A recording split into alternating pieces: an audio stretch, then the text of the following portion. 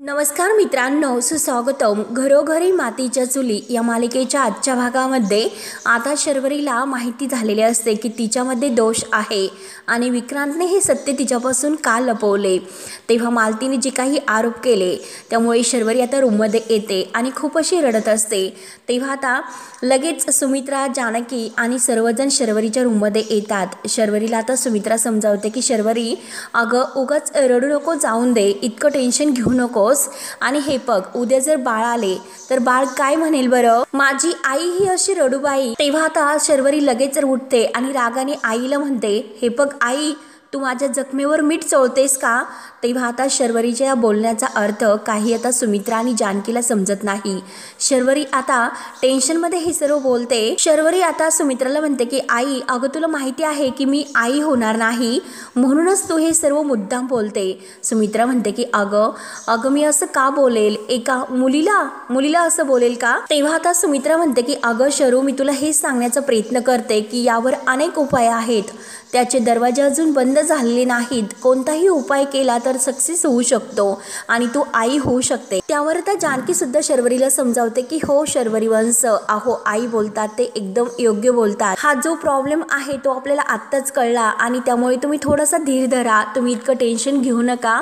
आपण एका चांगल्यातल्या चांगल्या डॉक्टरांकडे जाऊयात आणि काहीतरी असा नक्की आता आपल्याला उपाय सापडेलच. चांगल्यातील चांगली ट्रीटमेंट घेऊन आपण नक्की काहीतरी करू शकतो, हो की नाही विक्रांत भाऊजी. तेव्हा आता विक्रांत सुद्धा म्हणतो की हो नक्की. परंतु आता शर्वरीला विक्रांतचा तर खूप राग येतो. विक्रांतला बघून आता शर्वरी त्याच्यासमोर येते आणि त्याला म्हणते की तू तर काही बोलूच नको, हे सगळं काही झालं तर तुझ्याचमुळे झाले. आणि ती आता विक्रांतला म्हणत असते की का तू असं केलंस, का माझ्यापासून सर्व काही लपून ठेवलंस. तेव्हा आता शर्वरीचा हा वेडेपणा पाहून आता सुमित्रा म्हणते की अगं शरू, काय शांत हो. जानकी सुद्धा शर्वरीला समजावते, अगं शर्वरी कसला हा वेडेपणा. सुमित्रा अगदी सांगून थकून जाते. अगं उलट तुला त्रास होऊ नये म्हणून त्यांनी हा निर्णय घेतला, उलट तू त्यांना समजून घ्यायला हवे आणि तू तर त्यांच्यावर रागवते. आता जानकी सुद्धा समजावते की वंश, हे बघा, स्वतःला इतका त्रास करून घेऊ नका, प्लीज शांत व्हा. जी काही गोष्ट झाली त्या गोष्टीचं सगळ्यांनाच वाईट वाटतं, तुम्हाला सुद्धा वाईट वाटते, परंतु आम्हाला सुद्धा खूप वाईट वाटते. मी तुम्हाला म्हटलं की चांगल्यातल्या चांगल्या डॉक्टरांकडे आपण जाऊयात, हवी ती ट्रीटमेंट करूयात, देवाकडे नवस करूयात, नक्की काहीतरी आता फळ आपल्याला त्याचं मिळेलच. आणि हे बघा शर्वरी वंश, सगळ्यात महत्त्वाचे म्हणजे आपला आयुष्याचा जो जोडीदार असतो त्याने आपल्या पाठीशी खंबीरपणे उभं राहणं हे खूप महत्त्वाचं असतं. आणि विक्रांत भाऊजी तुमच्या पाठीशी उभे आहेत, मग ही चांगली गोष्ट नाही का.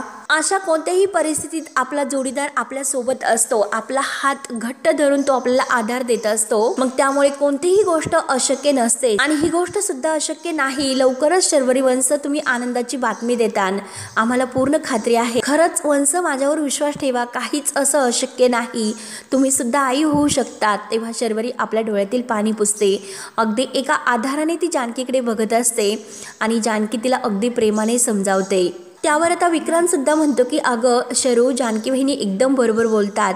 तुला माहिती आहे ना, मी तुझी साथ कधीच सोडणार नाही, काय मी तुझ्या सोबत असेल. माझ्या आईला जे काही म्हणायचे असेल ते तिला म्हणून दे, तू तिच्याकडे लक्ष देऊ नकोस.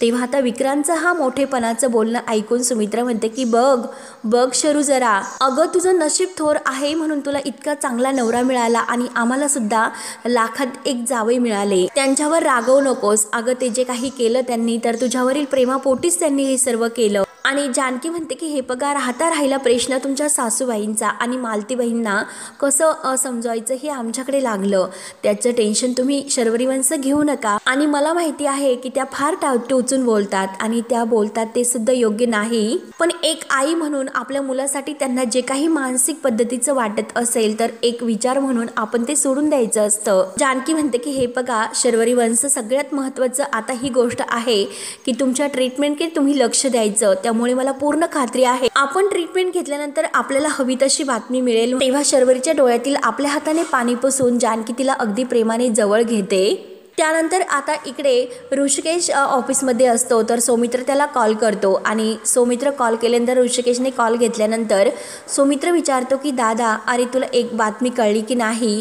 तेव्हा आता ऋषिकेश म्हणतो की काय रे सौमित्र, कसली बातमी आणि काय झाले. तेव्हा आता सौमित्र म्हणतो की दादा, अरे पोलीस स्टेशनमधून मला फोन आला होता, काल रात्री ऐश्वर्या लपून सयाजीरावांना भेटायला गेली होती तेव्हा आता हे ऐकून ऋषिकेशला खूप राग येतो. ऋषिकेश म्हणतो की अरे मला वाटलंच होतं, मला संशय होताच तिच्यावर, कारण ही जी बाई आहे ना ती त्याच लायकीची आहे.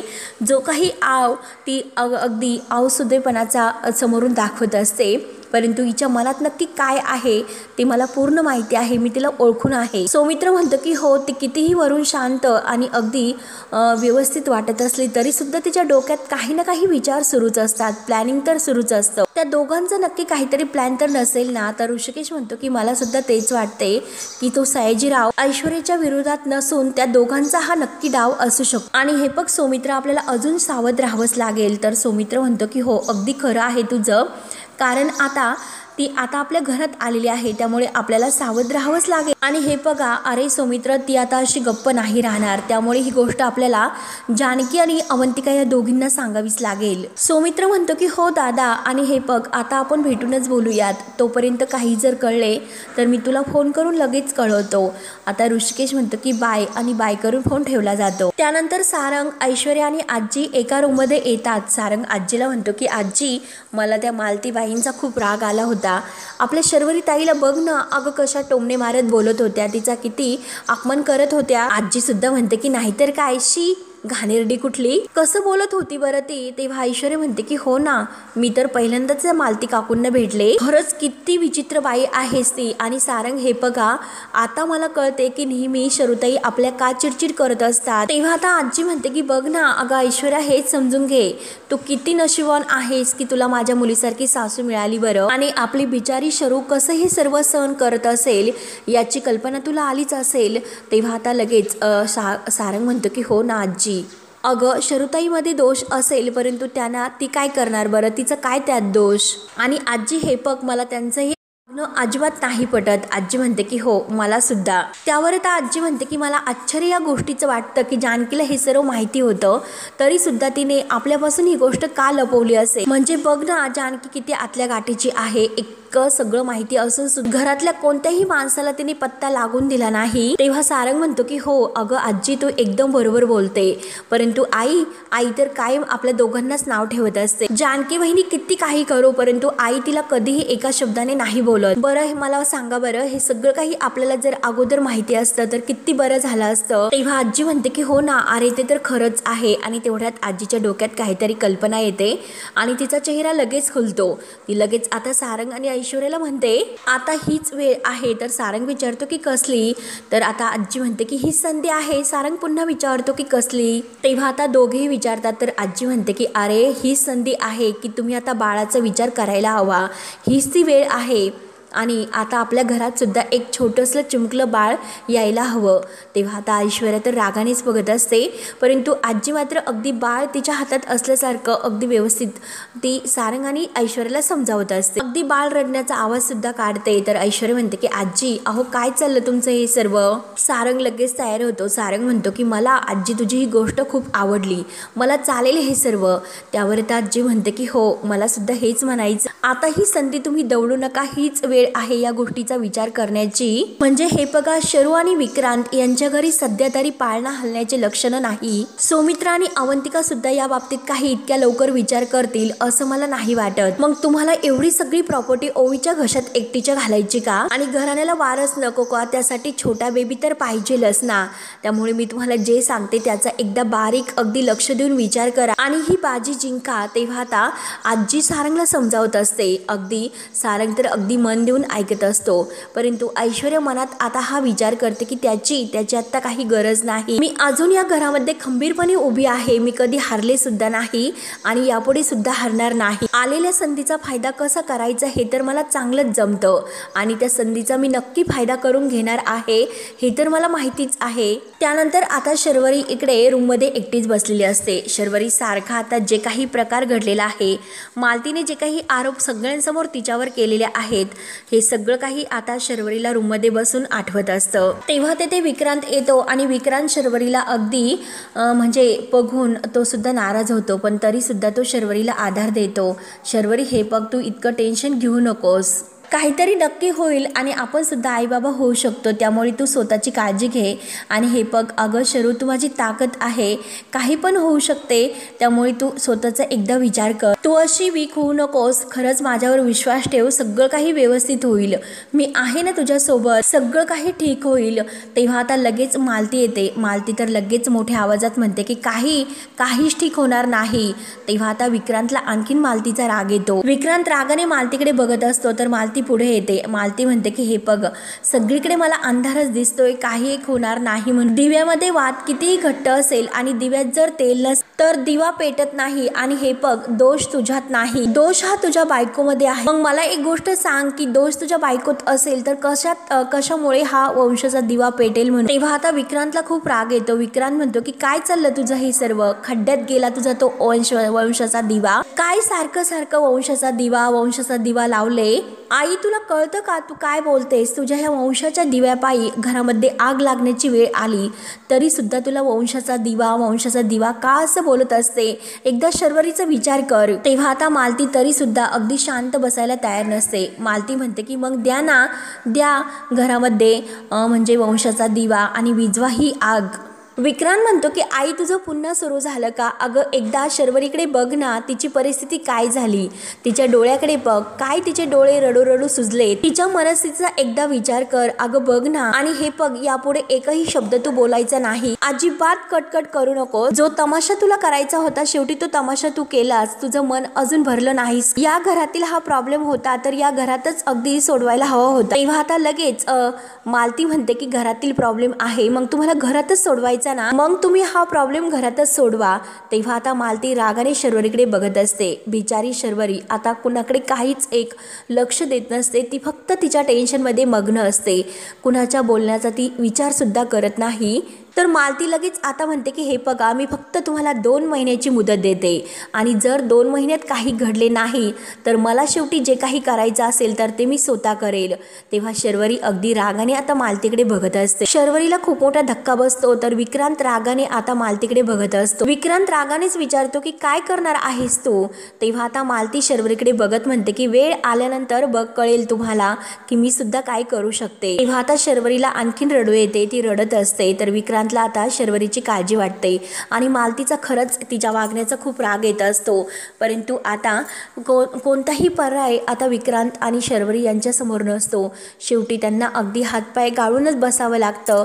त्यानंतर आता इकडे जानकी आणि सुमित्रा देवघरात असतात आणि आपल्या शर्वरीला लवकरात लवकर काहीतरी असं बाळ व्हावं, गोतीची गुड न्यूज ऐकायला यावी, जे काही तिच्या आयुष्यात आता सुरू आहे तर ते सर्व काही दूर होऊन तिच्या आयुष्यात आनंदाचा किरण यावा म्हणून देवाकडे अगदी हात जोडत प्रार्थना करत असतात.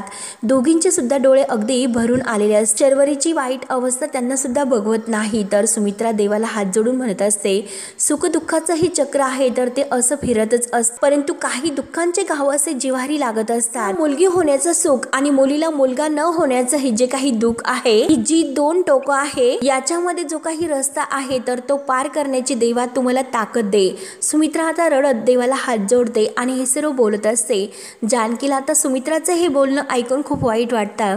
जानकीचे सुद्धा डोळे अगदी भरून येतात, तिचा सुद्धा जीव अगदी तुटत असतो. सुमित्रा देवाला म्हणते की माझ्या शर्वरीवर जी वेळ आली तर तिला ते सर्व सहन करण्याची ताकद दे, तिला अगदी तिची साथ दे. तिचं ह्या कठीण परिस्थितीत जे काही मनाची चलबचल होत असेल तर ते मन शांत ठेवण्याचा देवा तूच प्रयत्न कर. आणि हे बघ जानकी, अगं जेव्हा आई वडील नसतात तेव्हा अनाथ वाटतं, परंतु जेव्हा मूल नसतं ना, अगदी रीत वाटतं. आणि ते रीते पण आहे तर दुसरं कशाने ते भरून नाही येऊ शकत. आणि ते जे रीते पण आहे तर ते मी शर्वरीच्या डोळ्यात बघितलेलं आहे. जानकी बघ ना, अगं देवाने काय माझे शर्वर ही परिस्थिती आणली, देवाने मला 4 मुलं दिली, परंतु आज मात्र माझ्यावर काय परिस्थिती आली. जानकी हे बघ ना, अगं जेव्हापासून मालतीताई येऊन गेल्या तेव्हापासून मला खरंच खूप काळजी वाटते, भीती वाटायला लागली. जानकी तूच आता यातून काहीतरी मार्ग काढू शकते, काही वाटेल ते कर, परंतु जानकी अगं तूच माझा शर्वरीचा संसार वाचू शकते.